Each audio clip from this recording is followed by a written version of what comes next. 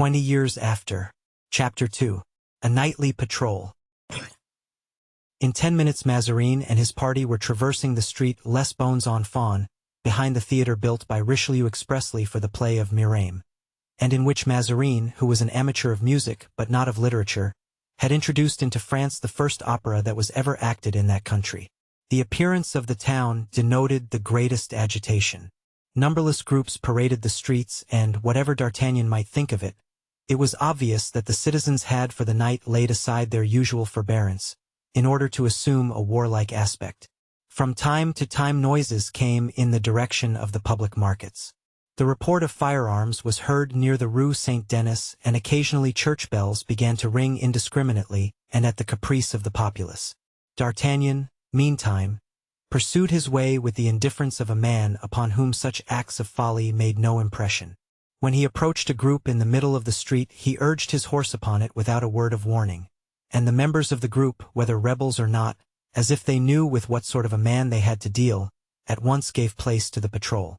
The cardinal envied that composure, which he attributed to the habit of meeting danger, but none the less he conceived for the officer under whose orders he had for the moment placed himself, that consideration which even prudence pays to careless courage. On approaching an outpost near the Barrière des Surgeons, the sentinel cried out, "Who's there?" And D'Artagnan answered, having first asked the word of the cardinal, "Louis and Rocroy," after which he inquired if Lieutenant Comminges were not the commanding officer at the outpost. The soldier replied by pointing out to him an officer who was conversing on foot, his hand upon the neck of a horse on which the individual to whom he was talking sat. Here was the officer D'Artagnan was seeking. "Here is Monsieur Comminges," said D'Artagnan, returning to the cardinal. He instantly retired from a feeling of respectful delicacy. It was, however, evident that the cardinal was recognized by both Comminges and the other officers on horseback. "Well done, Guitant," cried the cardinal to the equestrian. "I see plainly that, notwithstanding the 64 years that have passed over your head, you are still the same man, active and zealous. What were you saying to this youngster?" "My lord," replied Guitant, "I was observing that we live in troublous times, and that today's events are very like those in the days of the League, of which I heard so much in my youth. Are you aware that the mob have even suggested throwing up barricades in the Rue Saint-Denis and the Rue Saint-Antoine? And what was Comminges saying to you in reply, my good Guitant?" "My lord," said Comminges, "I answered that to compose a league only one ingredient was wanting, in my opinion an essential one, a duc de guise. Moreover, no generation ever does the same thing twice." "No, but they mean to make a fronde, as they call it," said Guitant. "And what is a fronde?" inquired Mazarin. "My lord, fronde is the name the discontented give to their party." "And what is the origin of this name?" It seems that some days since Councillor Bachaumont remarked at the palace that rebels and agitators reminded him of schoolboys slinging fondant stones from the moats round Paris, young urchins who run off the moment the constable appears, only to return to their diversion the instant his back is turned. So they have picked up the word, and the insurrectionists are called frondeurs. And yesterday every article sold was a la fronde, bread a la fronde, hats a la fronde, to say nothing of gloves, pocket handkerchiefs, and fans. But listen, at that moment a window opened and a man began to sing. "A tempest from the fronde did blow today. I think 'twill blow Sieur Mazarin away." "Insolent wretch!" cried Guitant. "My lord," said Comminges, who, irritated by his wounds, wished for revenge and longed to give back blow for blow, "shall I fire off a ball to punish that jester, and to warn him not to sing so much out of tune in the future?" And as he spoke, he put his hand on the holster of his uncle's saddlebow. "Certainly not, certainly not," exclaimed Mazarin. "Diavolo! My dear friend, you are going to spoil everything. Everything is going on famously. I know the French as well as if I had made them myself. They sing, 'Let them pay the piper.' During the League, about which Guitant was speaking just now, the people chanted nothing except the Mass, so everything went to destruction. Come, Guitant, come along, and let's see if they keep watch at the Quinsvinks as at the Barrière des Surgeons." And waving his hand to Comminges he rejoined D'Artagnan, who instantly put himself at the head of his troop, followed by the cardinal, Guitant and the rest of the escort. Just so, muttered Comminges, looking after Mazarin. True, I forgot. Provided he can get money out of the people, that is all he wants. The street of Saint-Honoré, when the cardinal and his party passed through it, was crowded by an assemblage who, standing in groups, discussed the edicts of that memorable day. They pitied the young king, who was unconsciously ruining his country, and threw all the odium of his proceedings on Mazarin. Addresses to the Duke of Orleans and to Condé were suggested. Blancmesnil and Broussel seemed in the highest favor. D'Artagnan passed through the very midst of this discontented mob, just as if his horse and he had been made of iron. Mazarin and Guitant conversed together in whispers. The musketeers, who had already discovered who Mazarin was, followed in profound silence. In the street of St. Thomas du Louvre they stopped at the barrier distinguished by the name of Quinsvinx. Here Guitant spoke to one of the subalterns, asking how matters were progressing. "Ah, Captain," said the officer, "everything is quiet hereabout. If I did not know that something is going on in yonder house," and he pointed to a magnificent hotel situated on the very spot whereon the vaudeville now stands. "In that hotel? It is the Hotel Rambouillet," cried Guitant. "I really don't know what hotel it is. All I do know is that I observed some suspicious-looking people go in there." "Nonsense!" exclaimed Guitant with a burst of laughter. "Those men must be poets. Come, Guitant, speak, if you please, respectfully of these gentlemen," said Mazarin. "Don't you know that I was in my youth a poet? I wrote verses in the style of Benserade." "You, my lord?" "Yes, I. Shall I repeat to you some of my verses?" "Just as you please, my lord. I do not understand Italian." "Yes, but you understand French," and Mazarin laid his hand upon Guitant's shoulder. "My good, my brave Guitant, whatsoever command I may give you in that language, in French, whatever I may order you to do, will you not perform it?" "Certainly. I have already answered that question in the affirmative. But that command must come from the Queen herself." "Yes, yes." Mazarin bit his lips as he spoke. "I know your devotion to Her Majesty. I have been a captain in the Queen's Guards for 20 years, was the reply. "En route, Monsieur d'Artagnan," said the cardinal. "All goes well in this direction." D'Artagnan, in the meantime, had taken the head of his detachment without a word and with that ready and profound obedience which marks the character of an old soldier. He led the way toward the hill of St. Roch. The Rue Richelieu and the Rue Villdot were then, owing to their vicinity to the ramparts, less frequented than any others in that direction, for the town was thinly inhabited thereabout. "Who is in command here?" asked the cardinal. "Villequier," said Guitant. "Diavolo! Speak to him yourself, for ever since you were deputed by me to arrest the Duc de Beaufort, this officer and I have been on bad terms. He laid claim to that honor as captain of the Royal Guards. I am aware of that, and I have told him 100 times that he was wrong. The king could not give that order, since at that time he was hardly 4 years old. Yes, but I could give him the order, I, Guitant, and I preferred to give it to you." Guitant, without reply, rode forward and desired the sentinel to call Monsieur de Villequier. "Ah, so you are here," cried the officer, in the tone of ill humor habitual to him. "What the devil are you doing here? I wish to know. Can you tell me, pray, is anything fresh occurring in this part of the town?" "What do you mean?" People cry out, "Long live the king! Down with Mazarin!" "That's nothing new." "No, we've been used to those acclamations for some time." "And you sing chorus?" replied Guitant, laughing. "Faith, I've half a mind to do it. In my opinion the people are right, and cheerfully would I give up 5 years of my pay, which I am never paid, by the way, to make the king 5 years older." "Really? And pray what would come to pass, supposing the king were 5 years older than he is?"